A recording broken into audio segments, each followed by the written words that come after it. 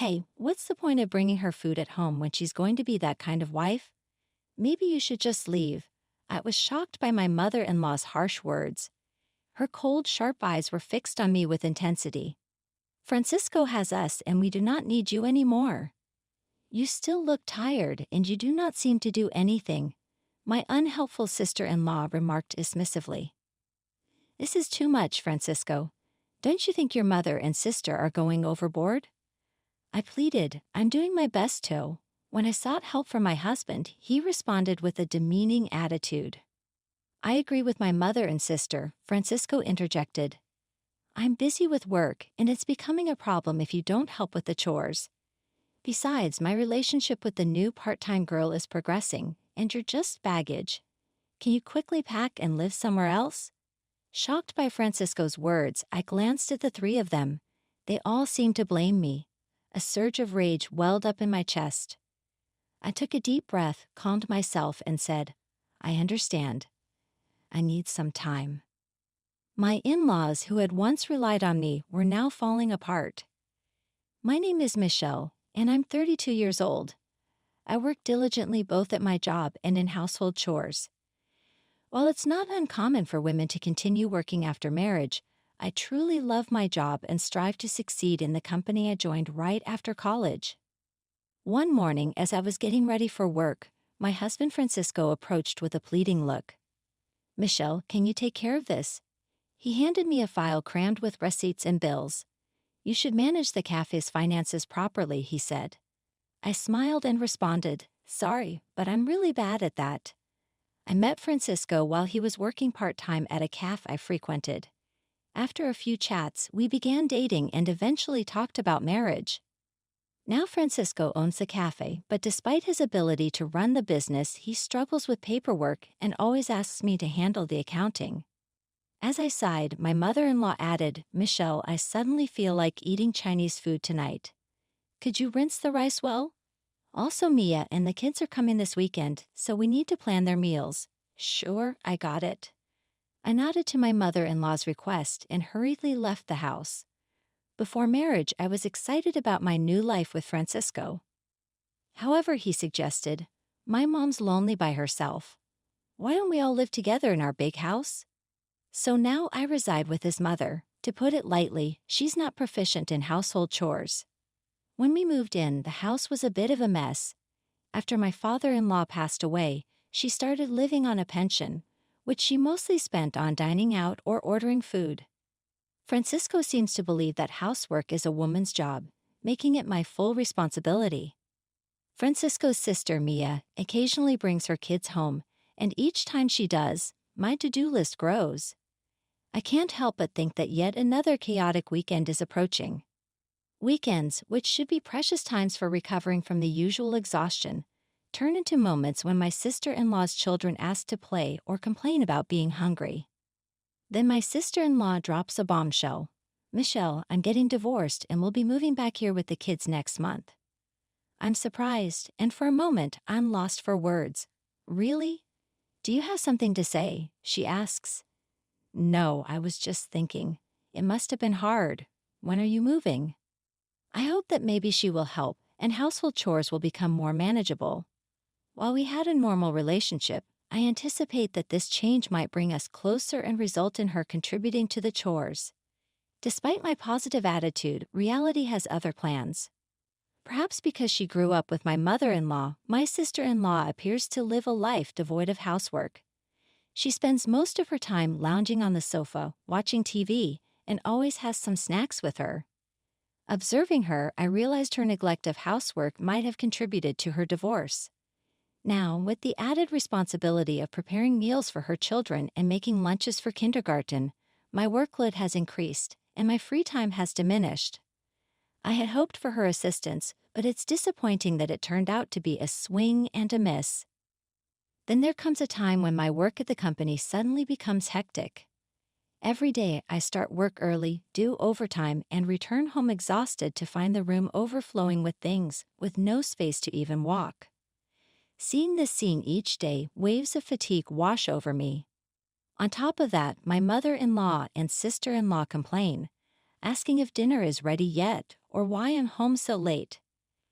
When I struggle to manage household chores, they coldly remark, Michelle, there's a mountain of laundry waiting. Don't slack off just because you're busy. Before my sister-in-law can say anything, I frequently opt to keep my thoughts to myself. Michelle, are you standing up to your mother-in-law? That's a bit bold. But for the sake of the children, please try a little harder to make homemade meals, suggested my sister-in-law. I couldn't help but respond, if you have so much free time at home, why don't you help out once in a while? While doing household chores, I overheard Francisco's sister saying, haha, Francisco owns a store, so Michelle doesn't need to work, right? If that's the case, maybe you should try a little harder at home. Behind their words, I felt the mounting pressure that I should be doing more.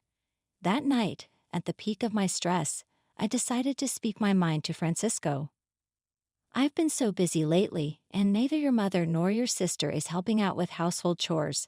It's really hard. Michelle, you're not speaking ill of our family, are you? Francisco's eyes sharpened a bit, and I braced myself. That's not what I mean, but it's hard for me to do everything by myself. If you helped out once in a while, things would be a little easier for me. I'm busy managing the store. It's different from a regular job. Housework is the wife's responsibility, right? Even though disappointed by his response, I sat and pondered. A good idea suddenly popped into my head, and I silently pumped my fist. I immediately grabbed my smartphone, opened my favorite online shop, and started adding the necessary items to the cart. After completing the purchase, I went to bed satisfied. A few days later, my new electronic household appliances, which would become my lifelines, were delivered to our home. The latest washing machine, a cleaning robot that reaches every corner of the room, and a rice cooker that cooks delicious rice without much effort. Each of them was a savior, making my daily life just a little bit easier and more enjoyable. While setting up the new washing machine, my mother-in-law and sister-in-law suddenly appeared with surprised expressions. Hey Michelle, you got such a fancy washing machine, but the old one was still good, wasn't it? Smiling gently, I replied, the old one took a bit too long, and I heard this new one shortens the laundry time. Their gaze then shifted to the cleaning robot and the new kitchen appliances. See, I've also upgraded these, I said, showing them off a bit.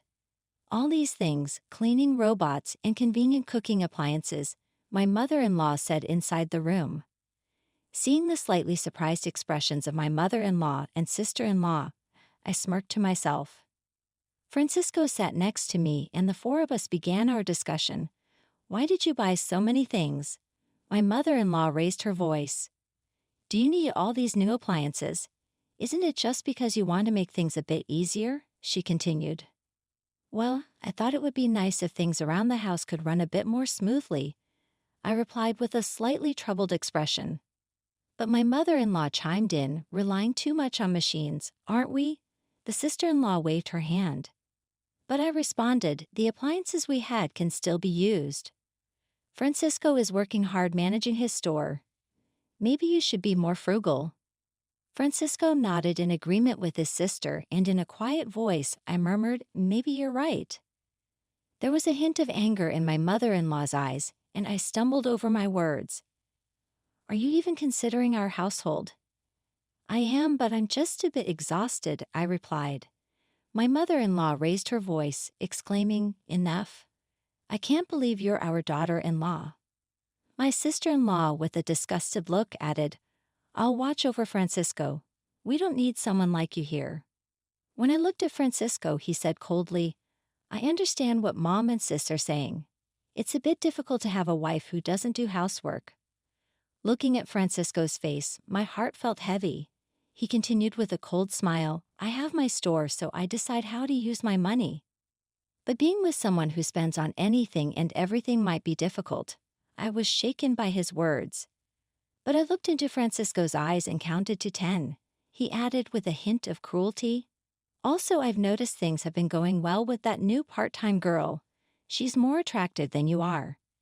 Now maybe it's time for you to pack up and find a new place to live. A fire of anger surged within me, though I didn't voice it. Taking a step back and calming myself, I replied after a deep breath, all right, I'll look for a new home. Finally, you understand. I'll feel much better without you around, he said smugly. Francisco signed the divorce papers that night, and I moved to a nearby weekly rental apartment with just the bare essentials and the divorce paper. No one tried to stop me when I left. Did they ever really care about me? After submitting the divorce papers at the city office, I found a stylish apartment to start fresh. During this time, an unexpected opportunity came my way. A promotion I had been putting off because of my family situation. I seized this chance and began working as a section manager. Every day, as I dedicated myself entirely to my job, I felt a renewed sense of accomplishment. During these busy days, my phone rang. The caller ID showed it was my former mother-in-law. I thought we had nothing to do with each other anymore, right? Without checking her message, I swiped to dismiss the call. A year flew by. One weekend, as I was relaxing in my room, listening to my favorite music, my phone rang again. To my surprise, it was my former mother-in-law, wondering what she wanted after all this time. I picked up. "Hello, is something wrong?" "Michelle, I finally got through. I didn't think you would answer after so many calls." "Well, it's been a while." "What's going on?" I asked. She hesitated for a moment and then asked, "How's your new life?" Despite her probing tone, I replied cheerfully, "It's great. I love my new apartment and work is going smoothly. I even got promoted and am living freely." "That's good, Michelle. Can you come back home?" I was taken aback and blurted out, "Why?" "We're struggling financially," I thought to myself. I knew it and responded cautiously. "Francisco's cafe only makes about $1,000 a month, right? If no one else in the family works, things could be tough. You know about that?" she asked. Yes, Francisco's cafe wasn't doing well. I was fully aware of its financial situation since I handled all the accounting, but he pretended to be the successful owner without understanding the real state of his business. It was almost laughable how oblivious he was. I handled all the finances and procurement, so of course I sensed it. Her shock was palpable. "You knew and didn't tell us. We had no idea you were doing so well in such a big company or that you were contributing so much to the household expenses," my former mother-in-law exclaimed. "I contributed more than $3,000 every month. Thanks to that, you all managed. The truth was, I used my salary to bridge the gap in Francisco's business losses." He seemed completely unaware of the situation, and after I left, it seemed reality hit hard. "Michelle, can you please come back?" she asked. Curious, I inquired, "So how's Francisco's cafe doing now?" She sighed. "We might have to close soon, and the part-time workers keep quitting." With an inward smirk, I commented on his slightly sloppy management style. "It's hard to keep it going for long, isn't it? His little bit of pride doesn't help, not doing proper work. I mean, how many women out there do you think would be willing to support a guy like that?" My former mother-in-law was momentarily at a loss for words. I continued somewhat sarcastically, "Wait, I'm a bit busy now since you left. The house is a mess. It's chaotic with things everywhere confused." I asked, "Wait, what do you mean?" She described the disarray of their home with belongings scattered everywhere, looking like a storeroom without anyone to cook. They were eating out, which was costing a lot. The washing machine broke down, and it seemed like there was no room in the budget to buy a new one. "Actually, the appliances that you took back, I was really relying on them," my former mother-in-law admitted, puzzled. I asked, "How? Why is that?" "Those were for my convenience. Besides, I bought them myself, so it's okay for me to take them back, right?" She reluctantly agreed, "Yeah, I guess so, but I never realized housework was this challenging." With a firm tone, my former mother-in-law added, "With 3 adults in the house, how can it be that hard? What are Francisco and your daughter doing?" A hint of fatigue could be heard in her voice. As for Francisco, his staff members have been quitting and sales have plummeted. As soon as he found out, he became downcast and has just been lazing around at home. But Francisco used to spend his money from the store without any restraint. Right on top of that, Nia doesn't help at all. She doesn't do anything around the house and even gets her allowance. For me to be honest, living on just my pension for the three of us is hard, she continued. I responded with a hint of sarcasm. Mia once told me that I was unnecessary because she was there. My former mother-in-law desperately said, Michelle, we're really in trouble. Living on just my pension for the three of us is quite tough. I firmly stated, I have no intention of returning to that house. It must be hard living with all that baggage. She seemed to be at a loss for words.